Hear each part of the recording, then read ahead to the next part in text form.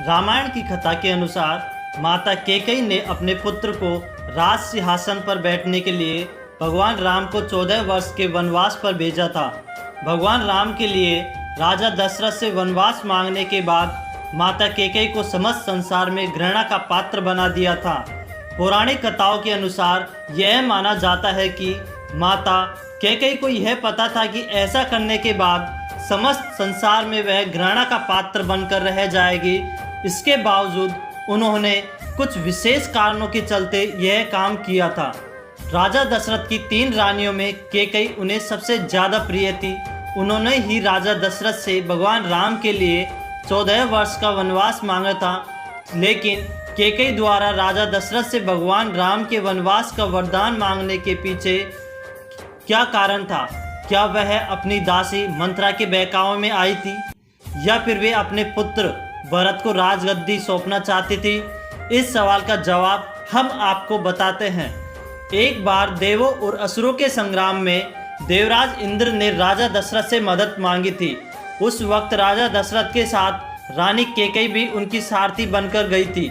युद्ध भूमि में रानी कैकेयी ने राजा दशरथ की प्राणों की रक्षा की थी, जिससे खुश होकर राजा दशरथ ने कैकेयी से 2 वरदान मांगने को कहा था, लेकिन कैकेयी ने कहा कि वह समय आने पर वरदान मांगेगी।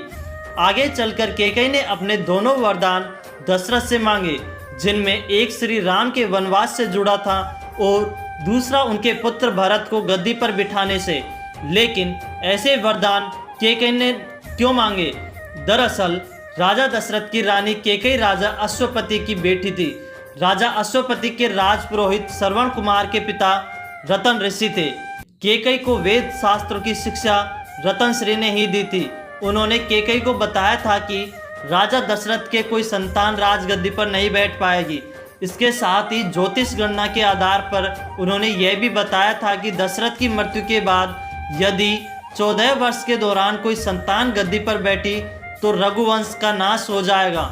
श्रवण कुमार की मृत्यु राजा दशरथ के हाथों बाण लगने से हुई थी, जिसके बाद श्रवण कुमार के माता पिता ने राजा दशरथ को श्राप दिया था कि जिस तरह से वे पुत्र के वियोग में मर रहे हैं, उसी तरह राजा दशरथ की मृत्यु भी पुत्र वियोग में होगी।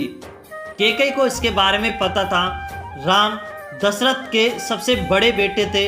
राजा दशरथ की मृत्यु पुत्र वियोग में होने का मतलब था कि राम की मृत्यु।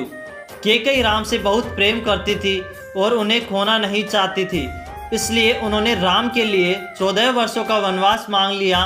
कैकेयी यह भी नहीं चाहती थी कि राम रघुवंश के नाश का कारण बने, और उन्होंने यह वरदान मांगा कि भरत को राज्य दिया जाए। प्रभु श्री राम ने कभी माता कैकेयी को गलत नहीं कहा।